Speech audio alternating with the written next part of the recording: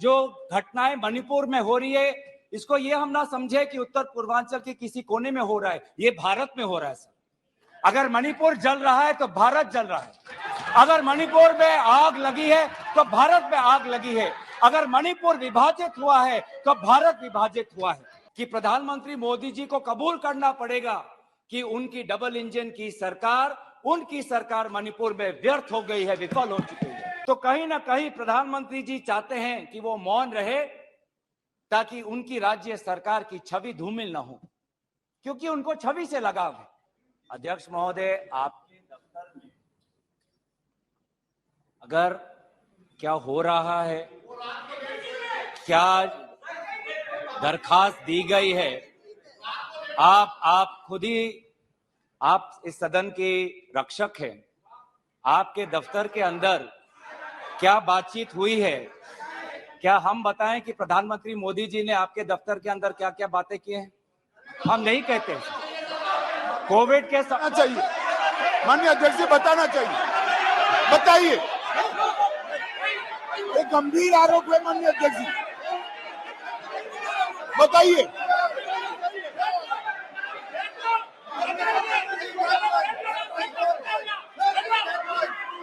Sir, प्रधानमंत्री जी का लेंगे आप, प्रधानमंत्री जी का नाम लेते हुए और शहर का नाम लेते हुए ऐसा अनाप शनाप आरोप नहीं लगा सकते, वो उनको बताना चाहिए। दफ्तर में जो बात हम आपके विश्वास में रखते हैं और आप जो बात हमें कहते हैं उसको भी, उसकी भी विश्वसनीयता हम बचा के रखते हैं। एक मिनट, आप सब एक मिनट बैठिए, एक मिनट मैं बैठा हूं ना।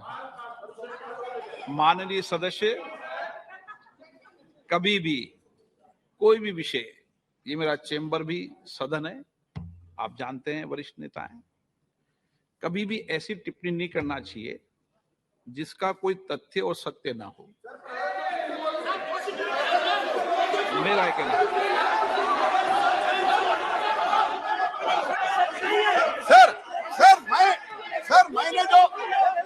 मैंने जो पब्लिक डोमेन में है सर, पब्लिक सर जो पब्लिक डोमेन में है, इन्होंने जो लेटर दिया है और प्रेस को भी कहा है, और प्रेस को भी कहा है सर, प्रेस के पास अनुभव होता है, प्रेस के पास भी सर इनका लेटर है सर, प्रेस पे चल रहा है। उसके बारे में मैंने पूछा, मैंने कुछ सीक्रेट नहीं पूछा, सीक्रेट इनका जो सीक्रेट है मैंने नहीं पूछा, लेकिन इन्होंने क्या बता रहे हैं, माननीय प्रधानमंत्री जी का नाम लेके शहर का गरिमा और एक संसद की, उनको पता है, वो बोलने तो हम भी चर्चा के लिए तैयार है, ऐसा अनाप शनाप आरोप नहीं लगा सकते हैं। अगर मंत्री महोदय, अगर ये ऐसा नियम शुरू करना चाहते हैं कि सदन, आपके दफ्तर में जो बात होती है उसको बाहर उजागर करना चाहेंगे तो बात हम भी रख सकते हैं सर, हम भी उल्टा बात रख सकते हैं अंदर की।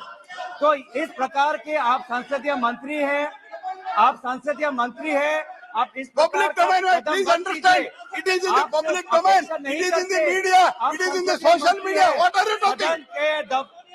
हमारे अध्यक्ष महोदय के दफ्तर में जो बातें करते हैं उसको इस प्रकार से आप उसका उल्लंघन मत करिए। आप संसदीय मंत्री हैं, आपको अपना कर्तव्य याद रखिए, आपका लेटर पब्लिक डोमेन में है, कर्तव्य याद रखिए, आपको अपना कर्तव्य याद रखिए। अध्यक्ष महोदय,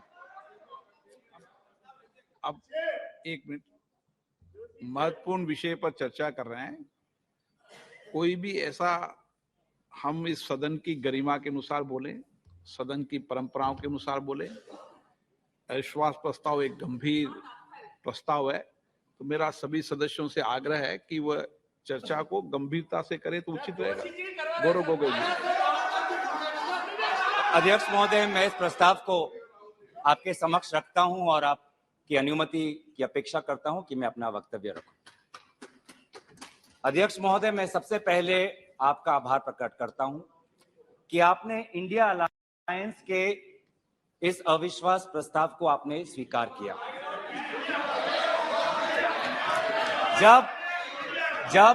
जब आपने पूछा कि इस अविश्वास प्रस्ताव के समर्थन में कौन कौन खड़ा है, तो मैं इस मन से हमारे सारे इंडिया अलायंस दलों के सांसदों को मैं धन्यवाद और आभार प्रकट करता हूं। सर ये अविश्वास प्रस्ताव हमारी मजबूरी है। ये हमारी मजबूरी है कि हम अविश्वास प्रस्ताव हमें लाना पड़ा, क्योंकि ये बात कभी भी संख्या की नहीं थी। ये बात हमेशा इंसाफ की थी, मणिपुर के इंसाफ की। आप पहले प्रस्ताव रख दो आप पहले। सर प्रस्ताव मैंने आपकी अनुमति मांगा, मैं प्रस्ताव आगे करता हूँ। मैंने शुरुआत में उनकी अनुमति मांगी। ये इंसाफ मणिपुर की है, मणिपुर के लिए है। इंसाफ है। मैं पढ़ूं महोदय, मैं निम्नलिखित प्रस्ताव पेश करता हूं कि यह सभा मंत्रिपरिषद में विश्वास का भाव व्यक्त करती है। सर अध्यक्ष महोदय, यह अविश्वास प्रस्ताव मणिपुर के लिए हम लाए हैं, इंडिया अलायंस, क्योंकि मणिपुर आज इंसाफ मांगता है। मणिपुर का युवा इंसाफ मांगता है, मणिपुर की बेटी इंसाफ मांगती है, मणिपुर के किसान इंसाफ मांगते हैं, मणिपुर के छात्र इंसाफ मांगते हैं। और मार्टिन लूथर किंग ने कहा है, मार्टिन लूथर किंग ने कहा है कि अगर कहीं भी नाइंसाफी हो तो वो हर जगह के लिए इंसाफ का खतरा बन सकता है। Injustice anywhere is a threat to justice everywhere. तो ये जो घटनाएं मणिपुर में हो रही है, इसको ये हम ना समझे कि उत्तर पूर्वांचल के किसी कोने में हो रहा है, ये भारत में हो रहा है सर। अगर मणिपुर जल रहा है तो भारत जल रहा है। अगर मणिपुर में आग लगी है तो भारत में आग लगी है। अगर मणिपुर विभाजित हुआ है तो भारत विभाजित हुआ है। तो आज हम सिर्फ मणिपुर की बात नहीं कर रहे, हम भारत की बात कर रहे हैं। सर हमारी मांग स्पष्ट थी कि देश के मुखिया होने के नाते प्रधानमंत्री सदन में आए, अपनी बात रखे, अपनी संवेदना प्रकट करे और उस पर सारे पार्टी समर्थन दे और मणिपुर को एक संदेश जाए कि इस दुख की घड़ी में पूरा सदन मणिपुर के साथ है, हम मणिपुर में शांति चाहते हैं। यह हमारी अपेक्षा थी, यह हमारी अपेक्षा थी। लेकिन अफसोस की बात है कि ऐसा नहीं हुआ। प्रधानमंत्री महोदय ने एक मौन व्रत लिया कि सदन में ना लोकसभा में कुछ बोलेंगे, ना राज्यसभा में कुछ बोलेंगे। और इसीलिए अध्यक्ष महोदय, ये नौबत आनी पड़ी कि हम अविश्वास प्रस्ताव के द्वारा प्रधानमंत्री मोदी जी का मौन व्रत हम तोड़ना चाहते हैं। सर साफ साफ 3 सवाल है प्रधानमंत्री महोदय से। सवाल पहला कि आज तक वो मणिपुर क्यों नहीं गए? राहुल जी गए, इंडिया अलायंस के विभिन्न पार्टीज गए, गृह मंत्री जी गए, एमओएस होम गए, पर देश के मुखिया होने के नाते प्रधानमंत्री मोदी जी क्यों नहीं गए? ये है सवाल पहला। सवाल दूसरा कि लगभग 80 दिन क्यों लगे प्रधानमंत्री मोदी जी को मणिपुर पे कुछ बोलने के लिए, और जब बोले तो सिर्फ 30 सेकंड के लिए बोले, और उसके पश्चात आज तक भी प्रधानमंत्री मोदी जी की तरफ से ना कोई संवेदना का शब्द, ना कोई शांति की याचना। मंत्री मंडल बोल रहे हैं कि हम बोलेंगे, हम बोलेंगे। आप बोलें, आपको किसी ने नहीं रोका। लेकिन प्रधानमंत्री मोदी जी एक प्रधानमंत्री होने के नाते उनके शब्दों में जो महत्व है वो किसी मंत्री के शब्दों में नहीं है। माफ कीजिएगा। प्रधानमंत्री मोदी जी अगर प्रधानमंत्री होने के नाते एक शांति की पहल करें, उस कदम में जो ताकत है वो किसी मंत्री या किसी सांसद में वो ताकत नहीं है, एक प्रधानमंत्री होने के नाते। सवाल हमारा तीसरा कि प्रधानमंत्री जी ने आज तक मणिपुर के मुख्यमंत्री को बर्खास्त क्यों नहीं किया? आपने गुजरात में जब निर्वाचन आए, गुजरात में जब आपको अपनी राजनीति करनी थी तो गुजरात में मुख्यमंत्री बदल दिए, एक बार नहीं 2 बार। उत्तराखंड में निर्वाचन आ रहे थे तो उत्तराखंड में 1 बार, 2 बार, 3 बार, 4 बार शायद आपने मुख्यमंत्री बदल किए। त्रिपुरा में निर्वाचन आए तो त्रिपुरा में भी आपने निर्वाचन आपने से पहले अब मुख्यमंत्री को बदला।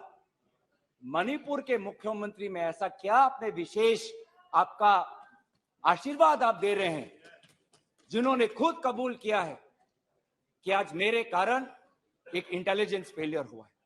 ये 3 सवाल हैं सर, और शायद इन 3 सवालों का 3 उत्तर भी है। प्रधानमंत्री मोदी जी मणिपुर पर क्यों मौन है, शायद उस प्रश्न का उत्तर भी 3 है। पहला उत्तर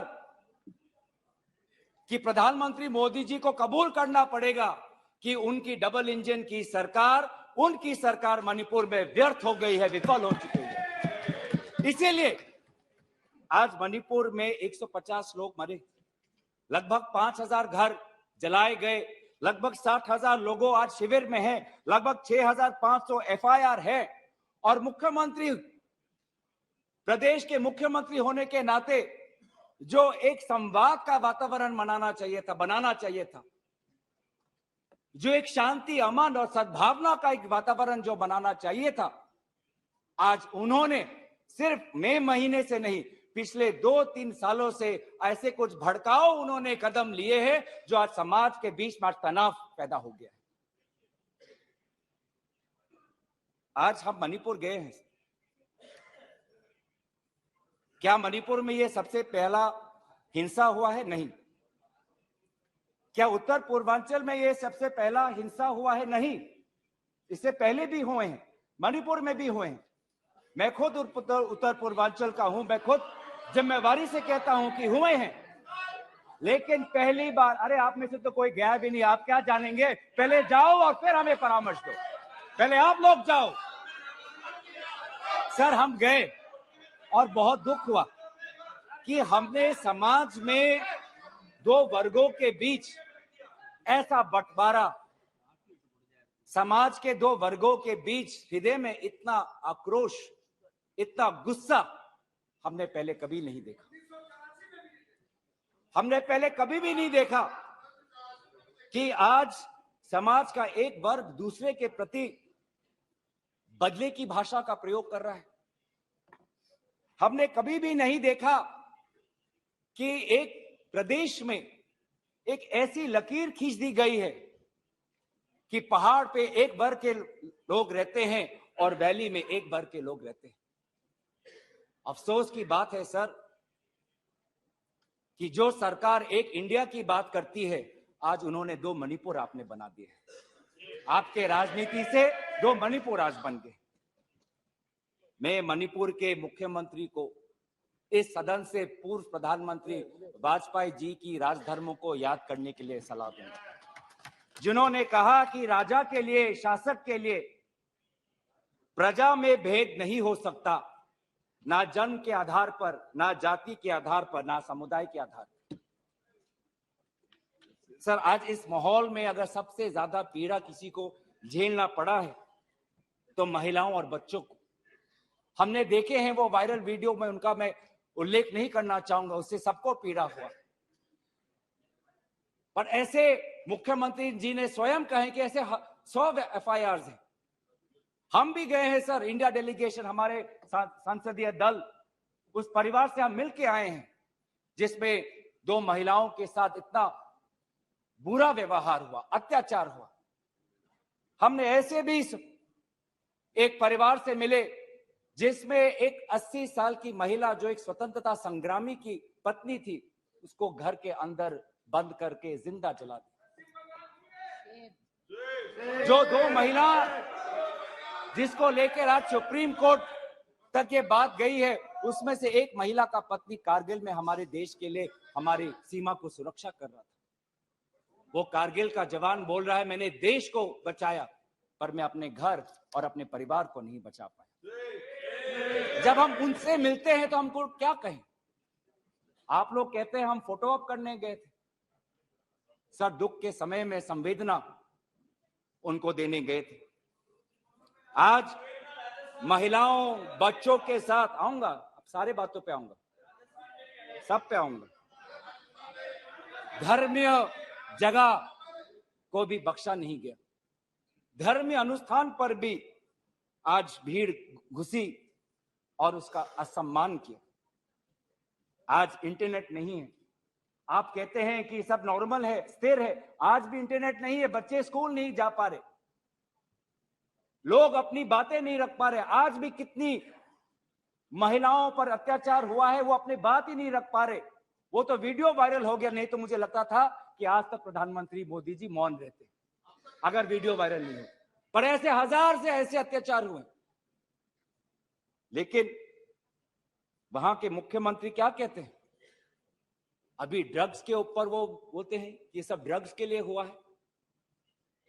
अध्यक्ष महोदय, बहुत गंभीर पूर्वक मैं ये बात अपने आपके समक्ष सदन में रख रहा हूं कि मणिपुर के मुख्यमंत्री के कार्यालय से जब एक ड्रग माफिया के बड़े नेता को वहां की पुलिस ने पकड़ा तो मुख्यमंत्री के दफ्तर से फोन गया कि उस ड्रग के माफिया को बचाओ, रिहा करो। और वो ड्रग का माफिया कौन था? वो ड्रग का माफिया आप ही की दल के ऑटोनोमस डिस्ट्रिक्ट काउंसिल के चेयरमैन थे, जो वहां पे जब इटोचा सिंह को पकड़ा गया, लोयांग नांगबंग इटोचा, जब इस व्यक्ति को पकड़ा गया तो मुख्यमंत्री के दफ्तर से फोन गया कि इसको रिहा करो। और ये इटोचा कौन है? वहीं के राज्य सरकार के पीएचई मिनिस्टर सुशील द्रो के भाई हैं। आज ये इन सरकार राज्य में ड्रग्स की बात करते हैं, ड्रग्स के साथ मुख्यमंत्री महोदय के दफ्तर का ताल्लुकात है। ये बात मैं नहीं कर रहा, वो पुलिस अफसर जिनको इनकी राज्य सरकार ने मेडल दिया, वो आज वो बात कर रही है कि ये सरकार ने मुझे मेडल दिया और यही सरकार मुझे ड्रग से जुड़े हुए इनके दल के नेताओं को छोड़ने के लिए कह रही है। उन्होंने अपना मेडल वापस कर दिया राज्य सरकार। पॉपी फार्मिंग की बात करते हैं। आज आपका ही narcotics and affairs of border NAB ये कहता है the scale of poppy plantation in Manipur has spread across 15,400 acres of land in the hills between 2017 and 2023. 2017 में आपकी सरकार आई थी।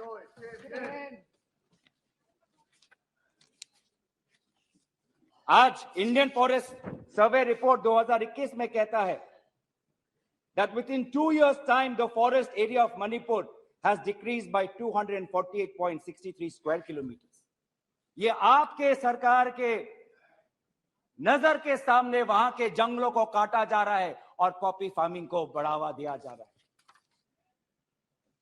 गृह मंत्री ड्रग्स को लेकर बार बार वक्तव्य देते हैं, लेकिन गृह मंत्री महोदय आपको भी पता है कि पिछले 5-6 सालों में ड्रग्स की ये समस्या थमी नहीं बढ़ती जा रही है। लगभग 2017 में NCRB का डेटा है 1113 केसेस, 2021 में 3611। तो ड्रग्स की समस्या आज बढ़ती जा रही है। तो कहीं ना कहीं प्रधानमंत्री जी चाहते हैं कि वो मौन रहे ताकि उनकी राज्य सरकार की छवि धूमिल ना हो, क्योंकि उनको छवि से लगाव है। चाहे लोगों पे अत्याचार हो, ड्रग्स की समस्या बड़ी हो, ये उनके लिए महत्व नहीं रखता। पर जैसे कि मैंने कहा कि उनके मौन रहने का कारण 3 है, अभी तो मैंने सिर्फ एक कारण का उजागर किया। और दूसरा कारण यह है, और बहुत मैं सम्मानपूर्वक ये बात कहना चाहता हूं, दूसरा कारण प्रधानमंत्री मोदी जी का मौन रहने का यह है कि आज भारत केंद्र सरकार का गृह विभाग और राष्ट्रीय सुरक्षा सलाहकार आज विफल हुए। क्या हो रहा है मणिपुर में? 5000 से ज्यादा हथियार आज लोगों के हाथों में है। लगभग 35 पुलिस स्टेशंस में भीड़ वहां जाकर वहां से हथियार अपने साथ ले जाते हैं। कभी आप जितने भी राज्यों का आपने जो उजागर किया है कभी ऐसी स्थिति देखी है कि 2 महीनों में एक भीड़ पुलिस थाने में जाकर, पुलिस ट्रेनिंग कॉलेज में जाकर वहां पे जो हथियार है वो लेके जाती है? क्या क्या हथियार ले गए हैं? क्या क्या हथियार लूट के ले गए हैं? INSAS rifle, AK-47, light LMG light machine gun, self loading rifle, SMC, mortar, grenade, bullet proof jacket, 6 lakh ammunition, 6 lakh गोलियां आज लोगों के बीच में है। कि ये राष्ट्रीय सुरक्षा का मामला नहीं है? कहां है राष्ट्रीय सुरक्षा सलाहकार? ये जो बंदूक है, ये जो गोलियां हैं, किस पर चलाएंगे? ये गोलियां हमारे भारतीय सेना के नौजवानों पे चलाएंगे। ये गोलियां मणिपुर के पुलिस पर चलाए जाएंगे। ये गोलियां मणिपुर के निहत्थे लोगों पर बरसाए जाएंगे। क्या क्या आपने आज ये जो हथियार है सिर्फ मणिपुर तक सीमित नहीं रहेंगे सर। लगभग ये जो 6 लाख एम्यूनेशन है, गोला बारूद है, AK-47, ये तो युद्ध के हथियार है, ये युद्ध के अस्त्र है। ये सिर्फ मणिपुर तक नहीं सीमित रहेंगे, ये आज उत्तर पूर्वांचल में भारत के अलग अलग जगह में ये हथियार जाएंगे और भारत के समाज को आज अशांति का वातावरण बनाएंगे। तो क्या कर रहे हैं आप? आज दुख की बात है कि अभी मुख्यमंत्री पहले तो समाज पर दोष ठहरा रहे थे, अब मुख्यमंत्री, मणिपुर के मुख्यमंत्री केंद्र सरकार और असम राइफल्स पे आज निशाना साध रहे। आज ही हमें सुनने में मिला कि असम राइफल्स, जिसको जिम्मेवारी दी गई है देश को, लोगों को बचाने के लिए, उनको हटाया जा रहा है। मुख्यमंत्री के घर के जो विधायक हैं, मैं उनका नाम नहीं लूंगा, वो पूछते हैं कि इतने हथियार कहां से आए?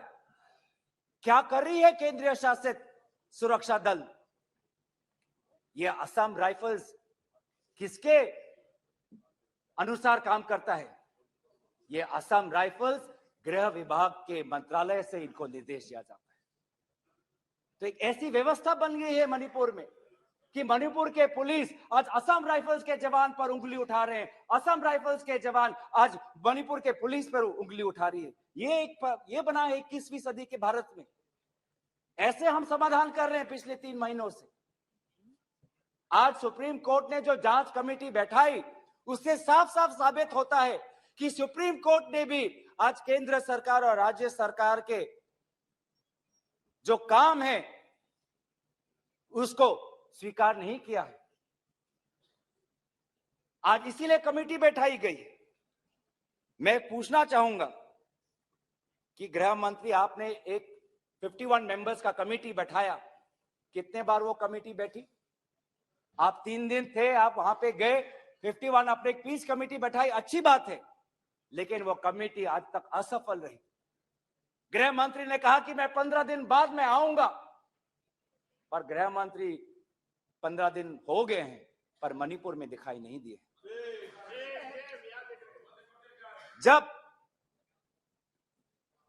एक suspended insurgency group UKLF, united Kuki liberation front का चेयरमैन SS हाउकेप लीगल बयान में, एफिडेविट में यह बात कहता है कि भाजपा ने 2017 और 2019 के निर्वाचन में एक उग्रपंथी संगठन का उन्होंने सहयोग लिया। एक लीगल एफिडेविट में यह बात कहता है। यह है इनका राष्ट्रवाद, यह है इनका राष्ट्रवाद।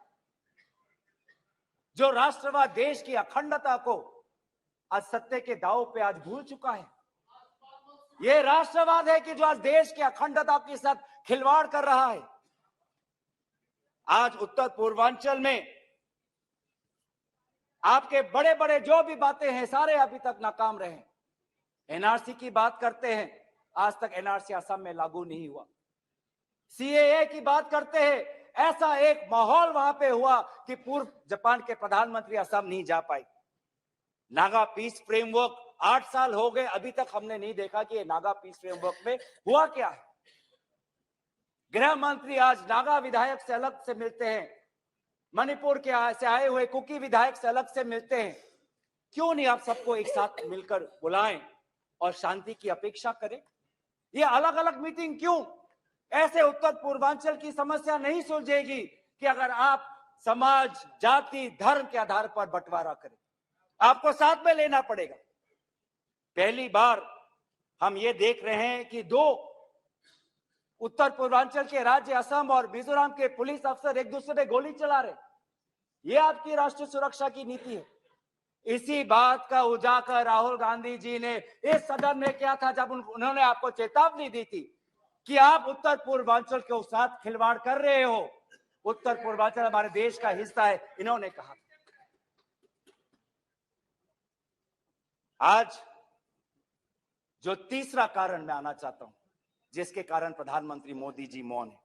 पहला, उनकी राज्य सरकार विफल थी। दूसरा, उनका गृह विभाग और राष्ट्रीय सुरक्षा सलाहकार विफल रहे। और तीसरा, प्रधानमंत्री मोदी जी के मौन रहने का कि वो अपनी भूल कबूल करना नहीं चाहते। अगर वो बोले तो कि उनकी चूक हुई है राज्य सरकार से, तो ये भूल वो कभी जनता के सामने कबूल नहीं करना चाहते, मौन रहना पसंद करते हैं। और ये पहली बार नहीं हुआ है। ये पहली बार नहीं हुआ है जब भारत के स्वर्ण पदक लाने वाले कुश्ती के महिला खिलाड़ी जब सड़क पे जब विरोध कर रहे थे तो प्रधानमंत्री मौन थे। जब 750 किसान आंदोलन पे उनकी जीवन गई, बलिदान दिया, शहीद हुए तो प्रधानमंत्री मौन थे। जब 2020 में दिल्ली में रायट्स हुए, दंगे हुए, पर विदेश के एक सरकार के नेता आए थे, उस समय भी प्रधानमंत्री मौन थे। जब अडानी पर इसी सदन में राहुल गांधी जी ने प्रधानमंत्री मोदी जी से सवाल किया कि कितने बार अडानी जी एक विशेष कंपनी को प्रधानमंत्री के साथ जाने पर उनको सुविधा हुआ, तो प्रधानमंत्री मोदी जी मौन थे। जब हम बार बार पूछते हैं,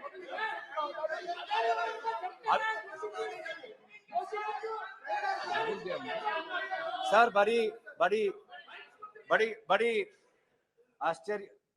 आश्चर्य की बात है कि सर कि अभी तक मैंने प्रधानमंत्री का नाम लिया, अभी तक मैंने मुख्यमंत्री का नाम लिया, अभी तक मैंने गृह मंत्री का नाम लिया, अभी तक इनकी तरफ से विरोध नहीं आया, लेकिन जब एक विशेष कंपनी के मालिक का नाम लिया तो ये सारे मंत्री और सांसद खड़े हो गए।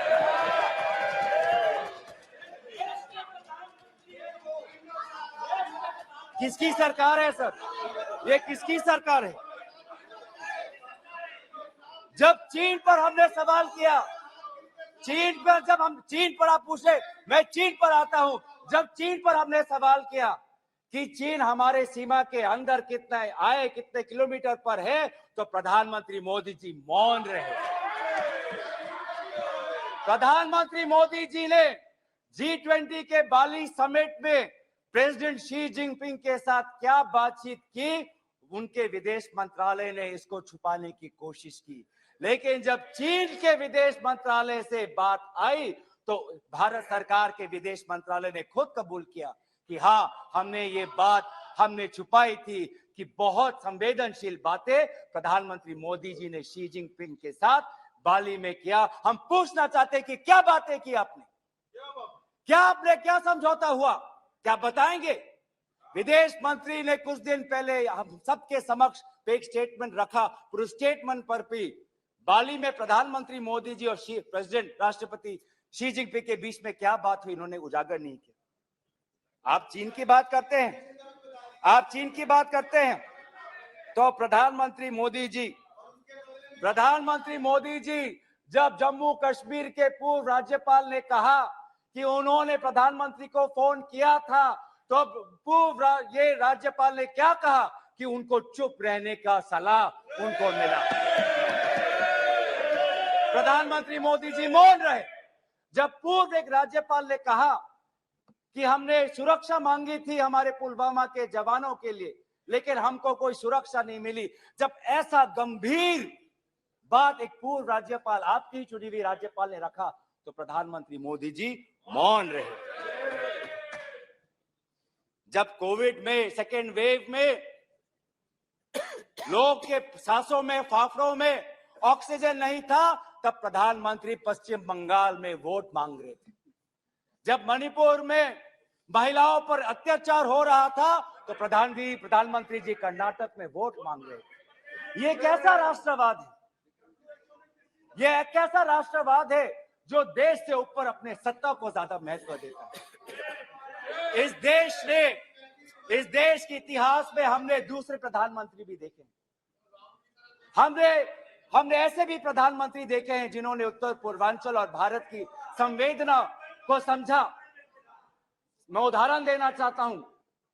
जब असम में हमारा असम अकॉर्ड हुआ 1985 में, तो असम में हमारी कांग्रेस की सरकार थी, लेकिन शांति के पहल के लिए उस समय के पूर्व प्रधानमंत्री राजीव गांधी जी ने कहा कि कांग्रेस की सरकार बर्खास्त होनी चाहिए, हम एक निर्वाचन लाना चाहते हैं ताकि शांति आगे बढ़े।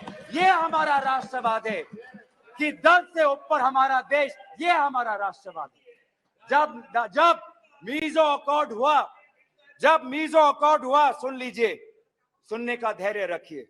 जब मीजो अकॉर्ड हुआ 1986 में, तब मिजोरम में हमारी सरकार थी, लेकिन राजीव गांधी जी ने लालडेंगा जी के साथ समझौता करके मीजो अकॉर्ड उन्होंने स्थापना किया 1986 में, और वहां के पू लालडेंगा जी मिजोरम के इंटरिम गवर्नमेंट के मुख्यमंत्री बने। और निर्वाचन यह है कि हमें सत्ता नहीं, हमें शांति चाहिए उत्तर पूर्वांचल में। अगर सत्ता खोनी पड़ी, दल का बलिदान देना पड़ा, तो उत्तर पूर्वांचल और देश की अखंडता के लिए हम वो बलिदान देने के लिए तैयार हैं। सोनिया जी को याद होगा, जब मीजो अकॉर्ड हुआ उसके अगले ही दिन राजीव गांधी जी और सोनिया जी मिजोरम गए थे, आइजवाल गए थे, और जगह जगह पर लोगों ने इन दोनों का स्वागत किया और उन्होंने कहा, स्वागत राजीव गांधी जी, वेलकम राजीव गांधी जी, आप शांति के प्रतीक हो। ऐसा पहल प्रधानमंत्री मोदी जी मणिपुर में क्यों नहीं करते? हम उनका समर्थन करेंगे, हम उनका समर्थन करेंगे। इस सदन में जब 2012 में असम में कोकराझार में जब हिंसा हुआ, तो इस सदन में, लोकसभा में, राज्यसभा में प्रधानमंत्री, हमारे पहले प्रधानमंत्री डॉक्टर मनमोहन सिंह जी ने इस सदन में उन्होंने बात रखी। जब कोकराझार में जब हिंसा हुआ, तो उसके 7 दिन बाद प्रधानमंत्री मनमोहन सिंह जी वहां पर गए और उन्होंने कहा, क्या कहा? उन्होंने कहा असम में जाकर, we are one people, we are one nation, we must live together as such, we must restore peace and calm through the area. ऐसी बातें प्रधानमंत्री मोदी जी क्यों नहीं करते? चलिए मेरे दल का नहीं, मैं आपके दल का उदाहरण देता हूं। जब 2002 में गुजरात में जब दंगे हुए, तो उस समय के प्रधानमंत्री वाजपेयी जी गुजरात गए थे, शाह आलम के वो रेफ्यूजी कैंप में गए थे। तो सीधा सीधा सर, मैं प्रधानमंत्री जी से 3 में हमारी याचना है। 3 हमारे याचना है। याचना 1 कि वो सदन में आकर अपनी बात रखे, लोकसभा में आए और राज्यसभा में भी जाएं, लोकसभा में भी आए और राज्यसभा में भी जाए। हमारी याचना 2 कि वो मणिपुर जाए और पूरे पार्टी को लेके जाए। ये बात हमने सदन के प्रारंभ होने से भी पहले कहा था कि अगर प्रधानमंत्री पूरा मणिपुर को एक ऑल पार्टी डेलीगेशन लेके जाएंगे तो हम सब उसमें शामिल होंगे। और हमारा 3 ये याचना है कि मणिपुर के विभिन्न समाज सेवक संगठनों को बुलाकर एक मीटिंग करिए, शांति का एक पहल रखिए। लेकिन प्रधानमंत्री क्या कर रहे हैं? प्रधानमंत्री आज इंडिया अलायंस को बदनाम करने में तुले, देश के नाम को आज बदनाम करने में तुले हैं। अफसोस की बात है, जब आप पॉपुलर फ्रंट ऑफ इंडिया की बात करते हैं, इंडिया मुजाहिदीन की बात करते हैं, ईस्ट इंडिया कंपनी की बात करते हैं, तो हम इंडियन इंस्टीट्यूट ऑफ टेक्नोलॉजी की बात करते हैं, हम इंडियन स्पेस रिसर्च ऑर्गेनाइजेशन की बात करते हैं, हम इंडियन पुलिस फोर्स की बात करते हैं, हम इंडियन एयर फोर्स की बात करते हैं। आप जब इंडिया को बदनाम करते हैं तो हमें तो भारत का तिरंगा दिखता है, जहां पे गेरुआ है, सफेद है, हरा है और बीच में अशोक का चक्र है। आज नफरत एक हथियार बन चुका है, नफरत एक हथियार बन चुका है वोट जीतने के लिए। वो चाहे मणिपुर में हो, वो चाहे हरियाणा में हो, वो चाहे कर्नाटक में हो, वो चाहे मध्य प्रदेश में हो। आप जितना भी नफरत फैलाएं, आप जितना भी नफरत फैलाएं, हमने राहुल जी के नेतृत्व में भारत जोड़ो यात्रा किया है। आपके नफरत के बाजार में हम जगह जगह पे मोहब्बत का दुकान खोलेंगे। हम संविधान की सुरक्षा करेंगे। Our constitution that talks about equality, liberty, justice, fraternity, हम इस संविधान के आदर्शों की हम सुरक्षा करेंगे। आप पूंजीपतियों का विकास चाहते हैं, सबका विकास कहते हैं, लेकिन करते हैं पूंजीपतियों का विकास, और वो भी सिर्फ 6 पूंजीपतियों का। आज भारत में एक ऐसा हमने व्यवस्था देखा है कि 6 कंपनियों के पास आज 25% पोर्ट है, 45% सीमेंट प्रोडक्शन है, 33% स्टील प्रोडक्शन है, 60% टेलीकॉम प्रोडक्शन है, 45% कोल प्रोडक्शन है। ये है आपका विकास का मॉडल, ये है आपका विकास का मॉडल। मैं उस कंपनी का नाम नहीं लूंगा जिससे आप उत्तेजित हो जाते हैं, लेकिन दूसरे कंपनी को तो नाम ले सकता हूं। ये कैसा प्रक्रिया है सर? ये कैसा कॉम्पिटिटिव इकोनॉमी बना रहे हैं?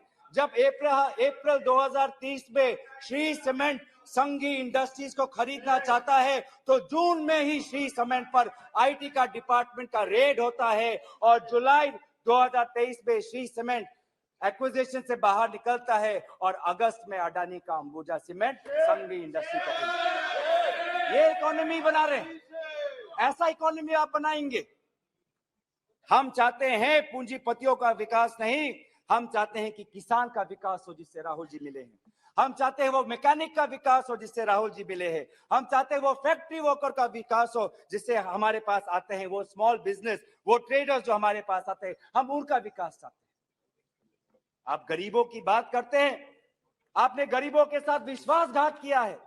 आज टमाटर 2050 केजी में, पेट्रोल 102 लीटर का, एलपीजी 1200 रुपए सिलेंडर का, मिल्क आज दूध के दाम पे। आपको इकोनॉमी की बात करते हैं, लार्जेस्ट फास्टेस्ट ग्रोइंग इकोनॉमी की बात करते हैं, जाइए ये भाषा उस आजाद मंडी के उस आदमी के सामने वो रखिए जिसके आंसू आज पूरे देश ने देखा है, जो कहता है रो रो के कि मेरे पास पैसा नहीं है। ये जीडीपी और फास्टेस्ट ग्रोइंग इकोनॉमी की बातें उनको समझाइएगा। आजादपुर मंडी में राहुल जी गए, आप किसान की बात करते हैं, आपके डेटा में आज को मिला है कि लगभग 10,000 किसानों ने आत्महत्या कर दी है, जिसमें से किसान है, श्रमिक है, कल्टीवेटर्स है। ये है पार्लियामेंट में आज उत्तर आता है कि एमजीएनरेगा में 5 करोड़ लोगों को आज एमजीएनरेगा से बाहर कर दिया है। ये आपका विकास है? तो सर ये आप गरीबों पे विश्वासघात करिए, हम राजस्थान की तरह देश में महंगाई में हम राहत लाएंगे। आप आदिवासियों में अत्याचार करें, हम आदिवासी छात्र, महिलाओं और एनजीओ के साथ हम भारत को हम जोड़ेंगे और इंडिया को जिताएंगे। India that is a union of states, we will protect and we will win. जो 2024 में भारत जीतेगा, इंडिया जीतेगा। इतना अहंकार मत करिए। इन्हीं बातों के साथ मैं अपना प्रस्ताव यहीं पे रखता हूं। धन्यवाद।